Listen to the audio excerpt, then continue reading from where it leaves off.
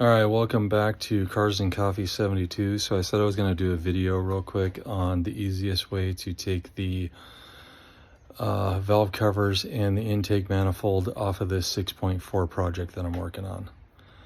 And I'm going to show you guys the fastest, hands down, easiest way to do this, all right? So this is the 6.4 intake manifold. When you go to take this thing off, it's actually pretty simple. What I did was I basically took it off with the fuel rail still attached to it. So there's literally 1, 2, 3, 4. There's 4 bolts on each side. There's either 4 or 5. I think it's actually 5 because there's 1, 2, 3, 4, 5 on this side. What you're gonna do is you're gonna take those bolts out, loosen them up. Obviously you'll take the plugs off the injectors. Be very careful though, because everything's kind of brittle because it gets hot and cold. And then you're going to take this little clip right here off the fuel line. You don't want to disconnect the entire fuel rails. You don't want to take the injectors off because all that will come off with the intake manifold. Okay, so you'll do the same thing. You'll take this hose right here off, and then on the back side of it, there'll be a clip that connects right to this, so be careful taking that off. And then on the very back side back here, there is a hose that connects right to this right here. There'll be a hose right there. Once the manifold is free, you'll be able to move it around. You'll be able to pull that hose off. I did it with a long screwdriver. I mean, obviously when you come to the front here, there'll be like a hose right here you got to pull off. You got to disconnect the air box off of here, unplug the throttle body sensor, and then take the hose out of here, take the hose off the top right here, and the whole thing will literally come up and slide right out. So that's pretty simple. There's not really anything hard at all. I mean, the hardest part of taking this thing off was just the hose on the back, just because it was kind of difficult to get to it.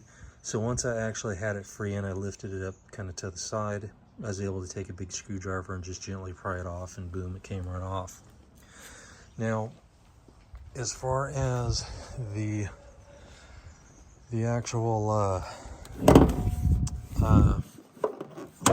valve covers, now a lot of people will be all like, will be saying, "Oh man, what about the bolt in the very back on the passenger side?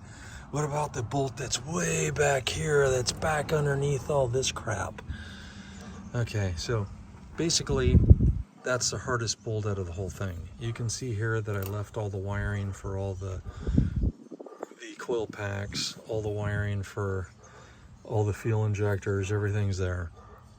Here's the wiring for the stuff that I disconnected off the manifold. That's that hose I was talking about right there.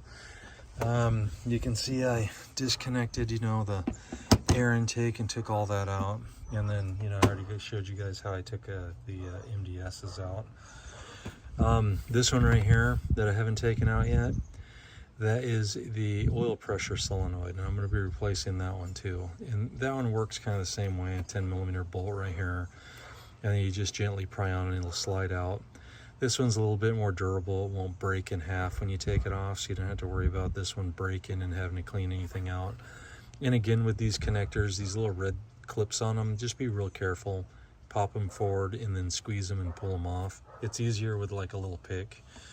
I covered over all the air intakes on the heads, so I didn't have to worry about dropping any crap down in there.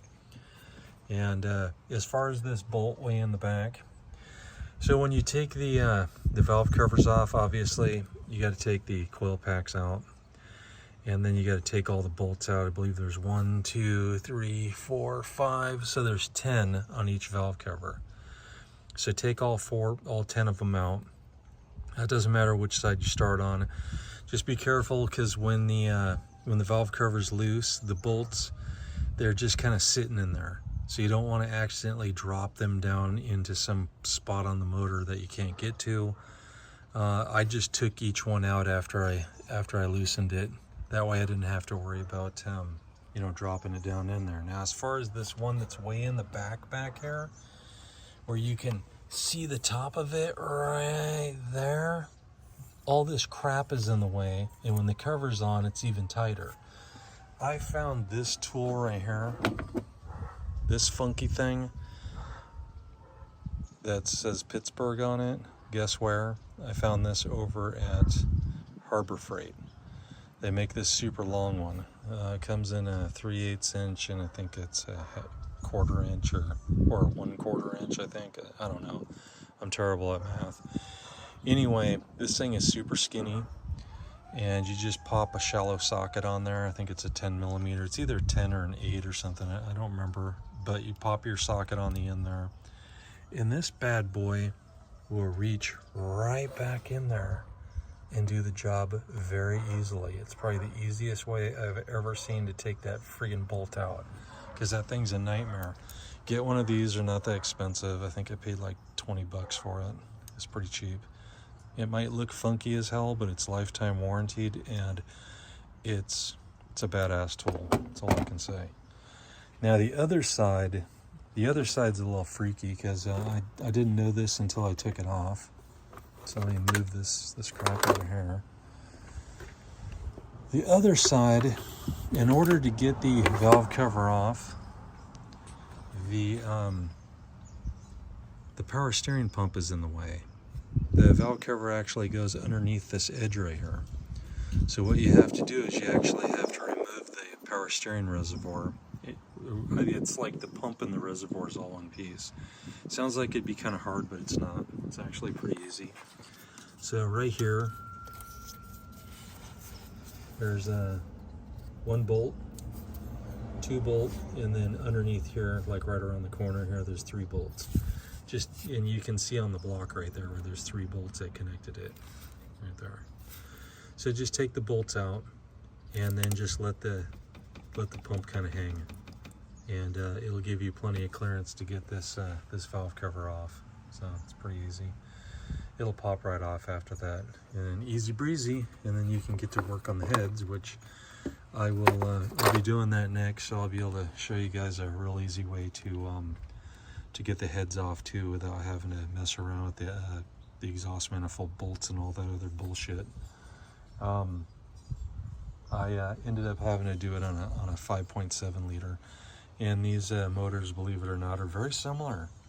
I mean, I would almost kid you not that this 6.4 just basically is like a extremely bored out version of a 5.7. So I mean, there's a few things different on it, but not a whole lot. I mean, everything's pretty straightforward, and everything's pretty easy to get to. And if it gets real hard for you to get to anything along the back firewall, you can literally take both of the windshield wipers off. There's a nut underneath those caps, and then just pop all the little plastic caps off of the fairing here underneath the windshield wipers, and this whole piece right here will come off, and it's literally like hollow underneath. So you can see all this crap underneath here. And this cross member right here will unbolt and come off too really easy. So if you have to get to any of this stuff, they actually made it not too difficult, which is kind of nice. I mean, I really like some of the things they did, and I'm really scratching my head to some of the other ones.